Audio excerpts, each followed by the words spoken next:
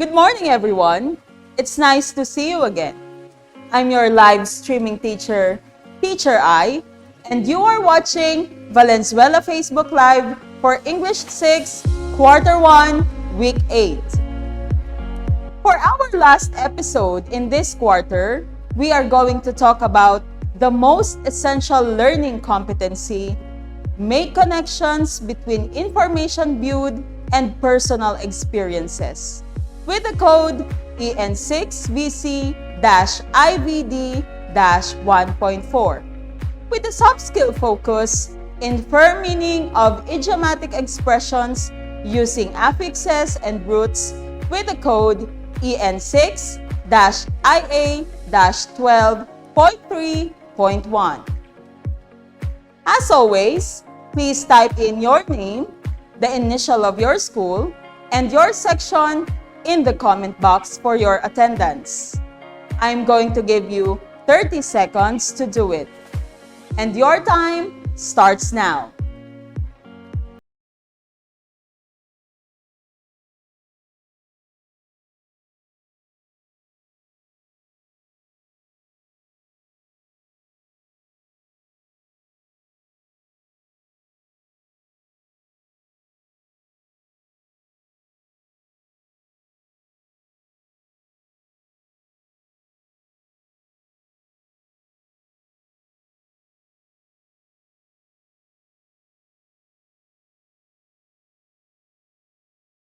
You are ready?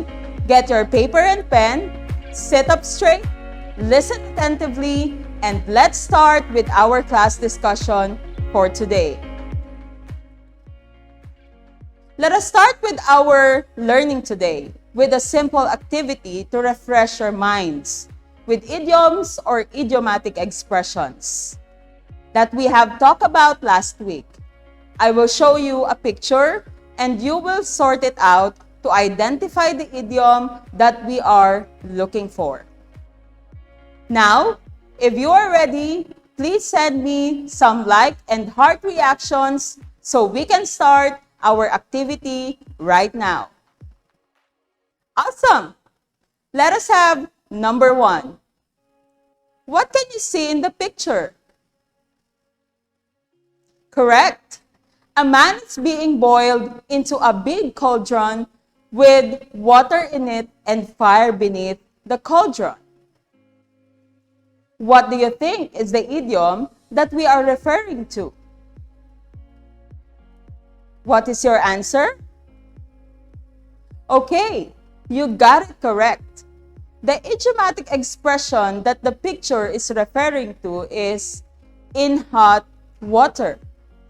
This means to be in a difficult situation, especially in serious trouble.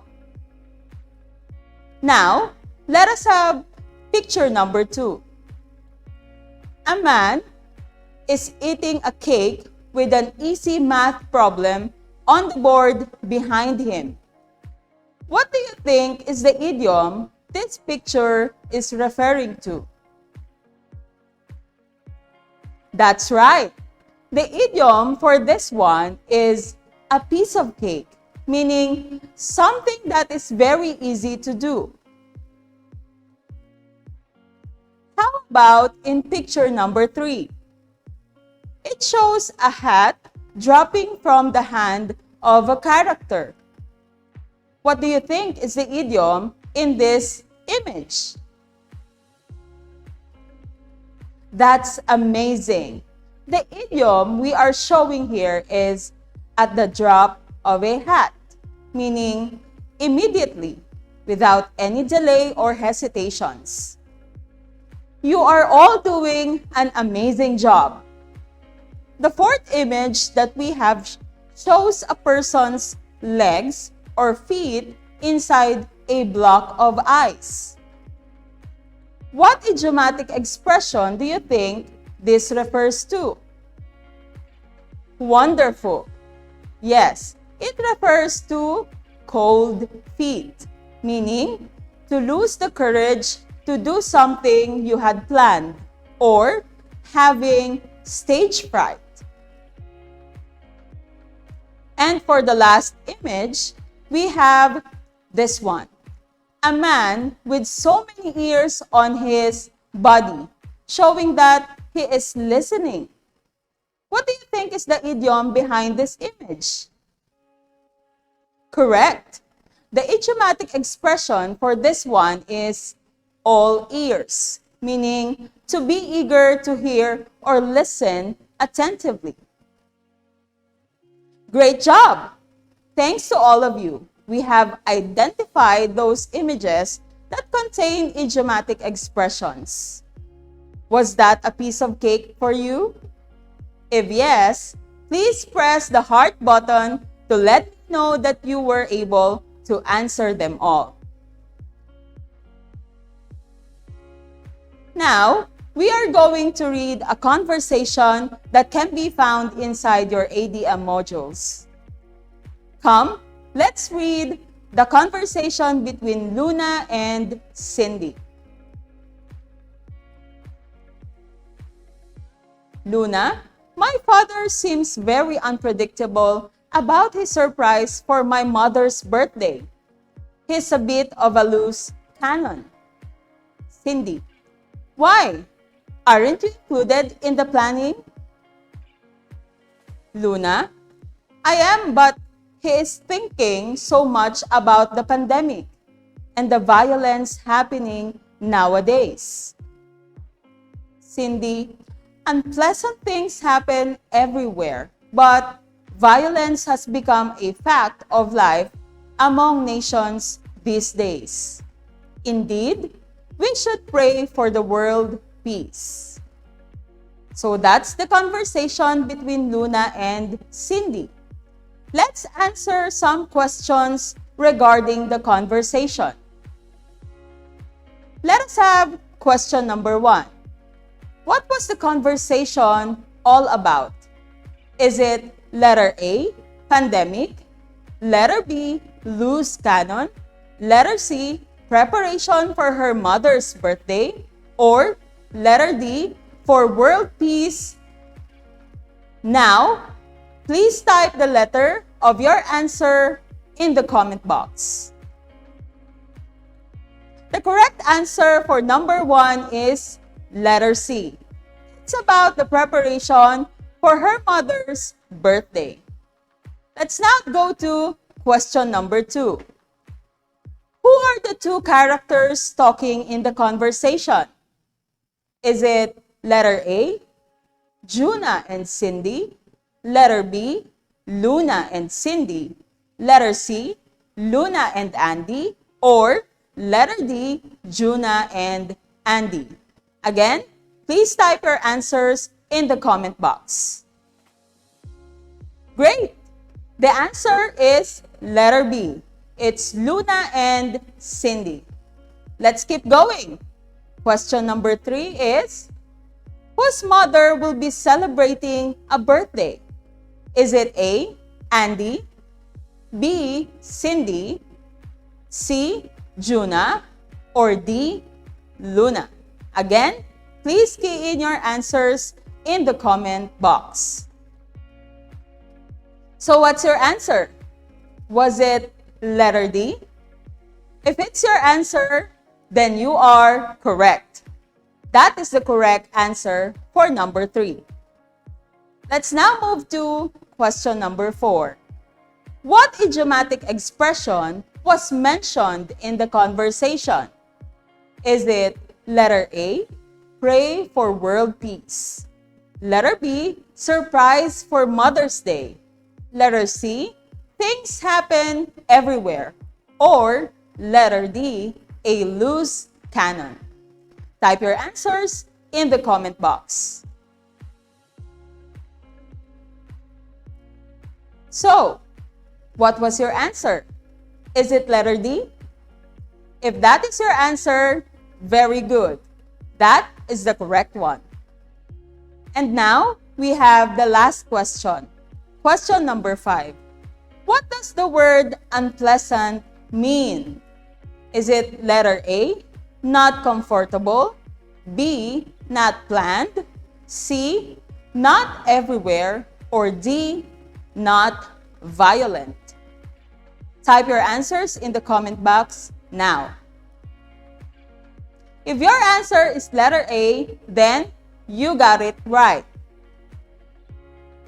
Congratulations, kids! You did a great work.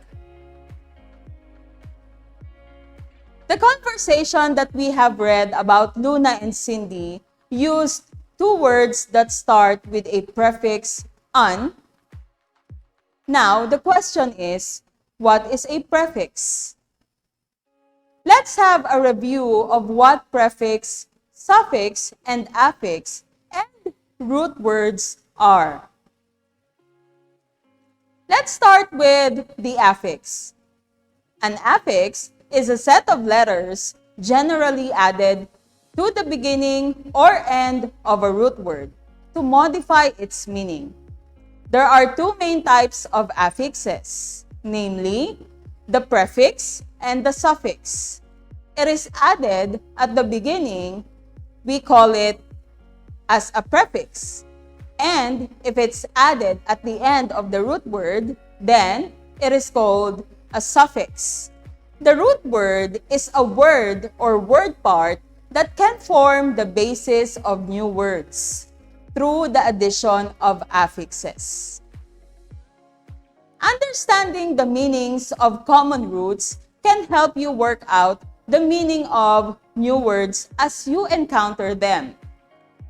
You can also infer the meaning of idiomatic expressions using affixes. You have to identify the first word with affix in the sentence, then analyze its meaning. For example, my father seems very unpredictable about his surprise for my mother's birthday. He is a bit of a loose cannon. Let's try to identify the meaning of unpredictable. We have learned in the past that the prefix "un" means not. So, by adding it to the word predictable, it negates the meaning, making the word unpredictable. It has the meaning not predictable. This word is now the context clue for the idiom that was used in the sentence, which is a loose cannon. This means actions that are hard to predict or actions that cannot be easily identified. Another example that we see in the conversation of Luna and Cindy is the word unpleasant. This word has the same prefix "un," which means not. Therefore, the meaning of the word unpleasant is not pleasant. Understanding the roots and knowing the historical and cultural background of the idiomatic expression can help you infer its meaning too. Let's see this example. They say that the old lady living in the house at the end of the road has an evil eye. If she catches you in her gaze, you'll be malevolently cursed. The underlined word malevolently has mal, which means bad, on its root word.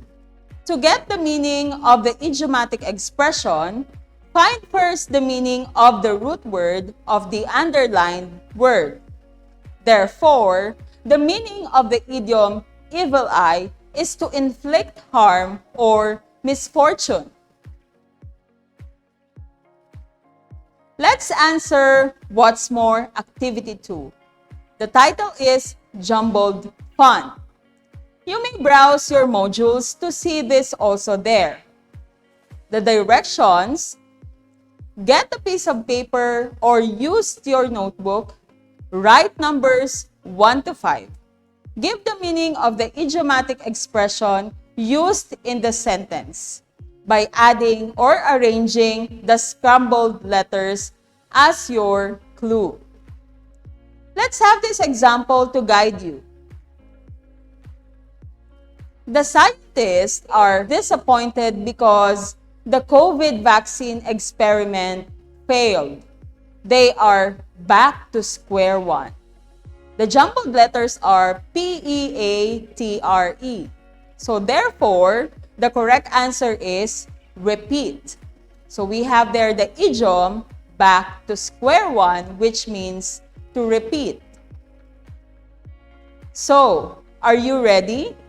Let's get started. Let's have number 1.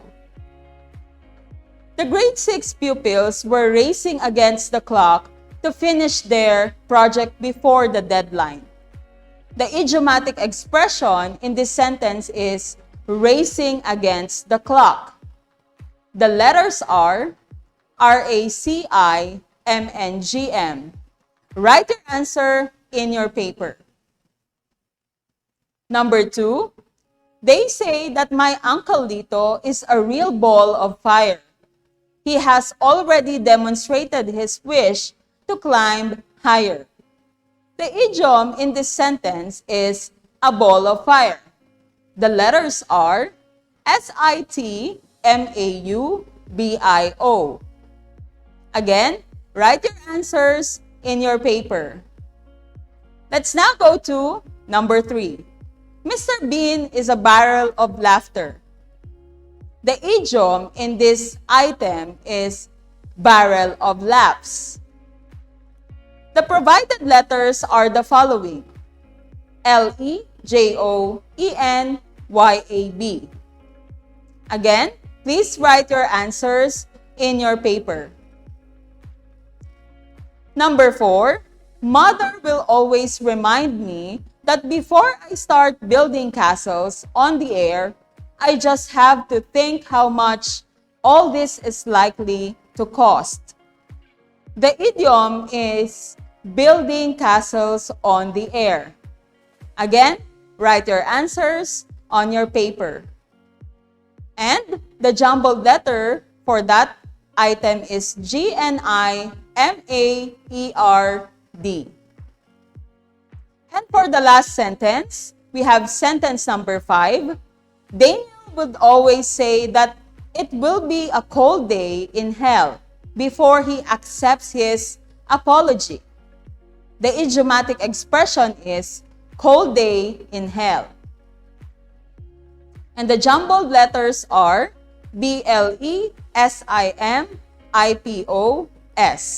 Write your answers on your paper. Are you done answering? Nice!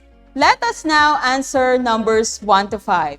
And let us find out the meaning of the following idiomatic expressions. Number 1, what is your answer? The answer is cramming. So, the idiom racing against the clock means cramming. Item number 2, the idiom is a ball of fire. And it means ambitious. For sentence number 3, the idiom is barrel of laughs. Means or meaning enjoyable. Number 4, building castles on the air means dreaming. And lastly, item number 5, cold day in hell, which means impossible. How many correct answers did you get?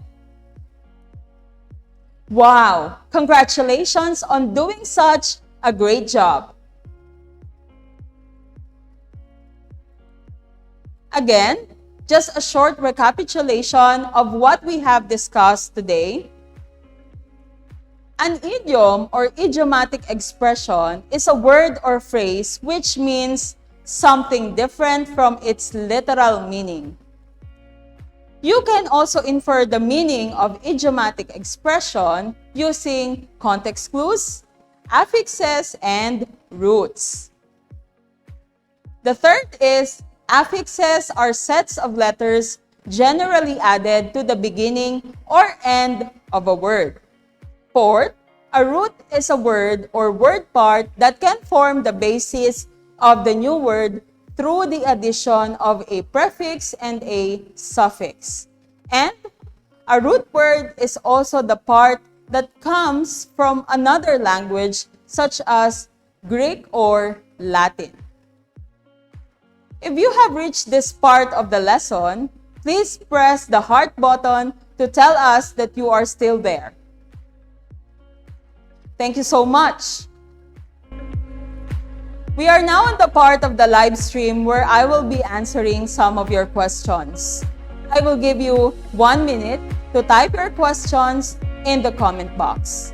Please do not ask questions that are not related to our topic for today. And your 60 seconds start now.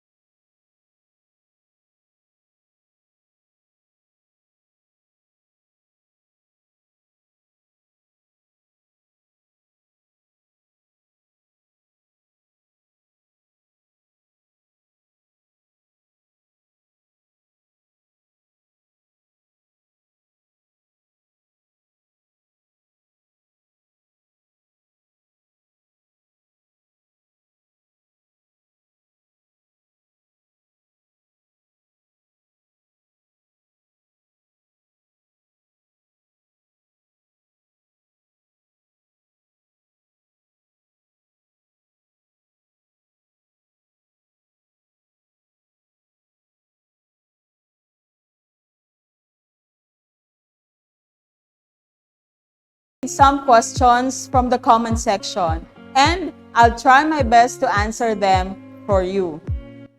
Okay, so here is question number 1. She asked, "Good morning, Teacher I. What is the meaning of the idiomatic expression, break a leg?" Thank you for your question. The idiom, break a leg, is a typical English idiom used in theater to wish a performer good luck. Break a leg is commonly being said to actors and musicians before they go on stage to perform. It was first used in this context in the United States in the 1930s or possibly 1920s. So thank you for your question. It's nice to know that you are interested in the topic idiomatic expressions. Question number 2. How can we easily identify the meaning of an idiomatic expression? That's a very interesting question. Did you know that aside from context clues, you can also infer the meaning of idiomatic expressions using affixes? For you to do so, you have to identify first the word with affix in the sentence, and then analyze its meaning. You can use the meaning of words with affixes to guide you in your further understanding of what is idiom.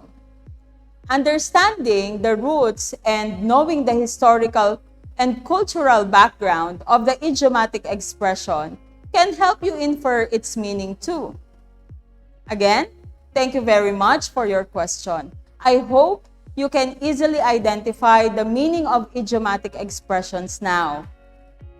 And for the last question, we have question number 3. Can you infer the meaning of idiomatic expression using affixes? You have to identify first the word with affix in the sentence, then analyze its meaning. For example, my father seems very unpredictable about his surprise for my mother's birthday. He is such a bit of a loose cannon. The underlined word is unpredictable, word with an affix that infers the meaning of the idiomatic expression loose cannon, which means actions that are hard to predict. Okay, so again, there are so many questions written in the comment box, but unfortunately, we do not have enough time to answer them all. But I do thank all of you for your questions. Just keep on asking questions because remember that learning starts with asking questions. Again, Tomorrow, you will have a follow-up discussion with your English teacher. You can ask all your questions and clarify some of your ideas with them. So do not forget to participate in online class discussion. That will happen tomorrow. For the last time, can you press the heart emoji to like this live stream discussion? Thank you so much. May I also remind you to browse your learning packets in grade 6 English. Today's lesson was written by Ma'am Edlyn T. Torregoza from Silvestre Lazaro Elementary School. Thank you, Ma'am Eds. To all my fellow English teachers watching, if you want a copy of the PowerPoint presentation for this topic, you can download it using the link that you can see on the board. Just remember to use your DepEd Gmail or DepEd email address to gain access to the file. I hope that you have enjoyed today's lesson. Tune in again for the next live stream of the Valenzuela Live for English 6. Again, as our Secretary of Education, Leonor Briones mentioned, in any situation, learning must continue. Stay home, stay safe, and God bless us all. This has been your live streaming teacher for English 6, Teacher I of Karuhatan East Elementary School, saying goodbye and thank you for your cooperation.